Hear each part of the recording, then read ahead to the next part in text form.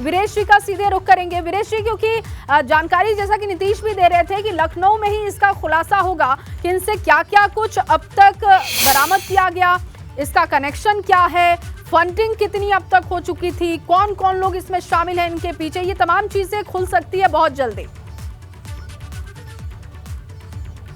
देखिए, जो सोर्सेज से खबर आ रही है, एनआईए सोर्सेज और एटीएस सोर्सेज, क्योंकि एटीएस का हेडक्वार्टर लखनऊ में ही है और एनआईए का भी अपना एक ब्रांच है यहाँ पर, तो निश्चित रूप से जो एनआईए के बड़े अधिकारी हैं, एटीएस के बड़े अधिकारी हैं, हिरासत में लेकर पूछताछ कर रहे हैं। तो बहुत सारी चीजें सामने आ रही हैं। जो वसीम है, इसके 3 भाई हैं, वसीम सबसे बड़ा भाई है, 2 छोटे भाई हैं। वसीम के फादर जो पिता हैं वो सलीम नाम है, वो उनकी कटिंग की टेलरिंग की दुकान है, यहाँ भूतनाथ एक मार्केट है वहाँ पर। लेकिन जो एनआईए सोर्सेज से बड़ी खबर आ रही है कि विदेशी फंडिंग का भी खुलासा हो रहा है पूछताछ में, और विदेशी शक्तियों का जो हाथ है उसमें सबसे महत्वपूर्ण बात है कि यूपी विधानसभा सत्र के दौरान विधानसभा को दहलाने की साजिश रची जा रही थी। और जो महत्वपूर्ण खबर आ रही है कि पीएफआई के निर्देश पर गणेश चतुर्थी, जी हां, गणेश चतुर्थी के दरमियान जो त्योहार है उसमें विघ्न बाधा डालने की भी कोशिश में ये आतंकी लगे हुए थे। संदिग्ध लोग जो लगातार रेकी कर रहे थे गणेश चतुर्थी के दिन, जहां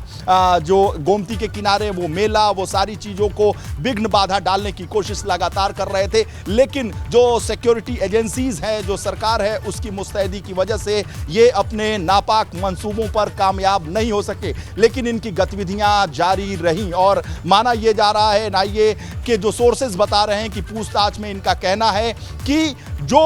हिंदू त्योहार आ रहे हैं उसमें विघ्न बाधा डालना, आतंक फैलाना, और जो बड़े नेता हैं उत्तर प्रदेश की सियासत के, उनको निशाने पर लेना इनका काम था। और जो विधानसभा का सत्र चल रहा था, इनके विदेशों में बैठे हुए जो आका है उन्होंने निर्देशित किया इन पीएफआई के सदस्यों को और जो आतंकी ये जो सदस्य हैं, जो संदिग्ध सदस्य हैं, कि गणेश चतुर्थी के दरमियान आप अपने ऑपरेशन में सफल तो नहीं हो पाए, लेकिन जो विधानसभा का सत्र चल रहा है और ऐसे में यूपी की सियासत के सभी बड़े मंत्री, सभी बड़े नेता, सभी बड़े जो आला अधिकारी हैं वो यूपी विधानसभा सत्र के दरमियान मौजूद रहेंगे। ये बड़ी खबर एबीपी गंगा के हवाले से दर्शकों को दे दूं कि यूपी विधानसभा सत्र को डिस्टर्ब करना, यूपी विधानसभा सत्र में आतंक फैलाने की साजिश रची जा रही थी। कई उत्तर प्रदेश की सियासत के बड़े मंत्री, भारतीय जनता पार्टी के बड़े मंत्री और साथ ही साथ जो बड़े आला अधिकारी हैं वो निशाने पर थे और उन्हें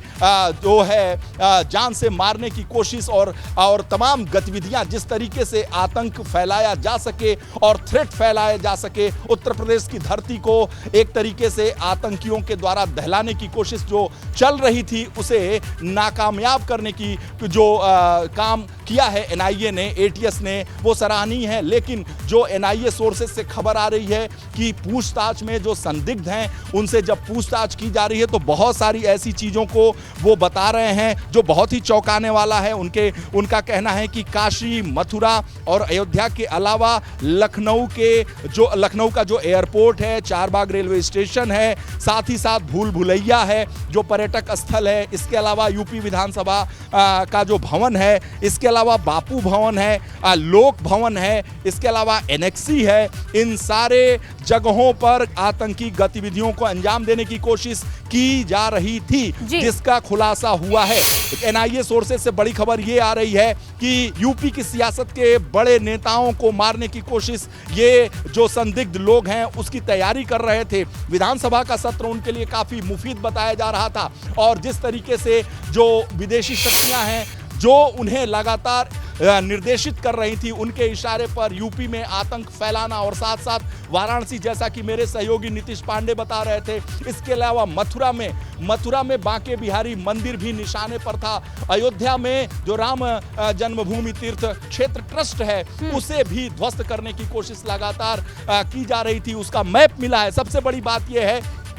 कि जो वसीम उर्फ बबलू है उसके पास से यूपी विधानसभा का मैप मिला है, चारबाग रेलवे स्टेशन का मैप मिला है और साथ ही साथ चौधरी चरण सिंह एयरपोर्ट यानी अंतर्राष्ट्रीय एयरपोर्ट जो अमौसी एयरपोर्ट है उसका भी मिला है और राम जन्मभूमि तीर्थ क्षेत्र ट्रस्ट का भी मैप मिला है। इसके अलावा बाबा विश्वनाथ कॉरिडोर का भी मैप मिला है और साथ ही साथ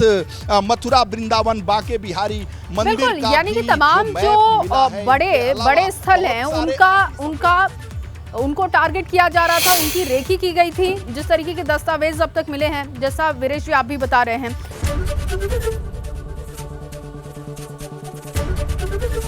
एबीपी गंगा, खबर आपकी, जुबान आपकी।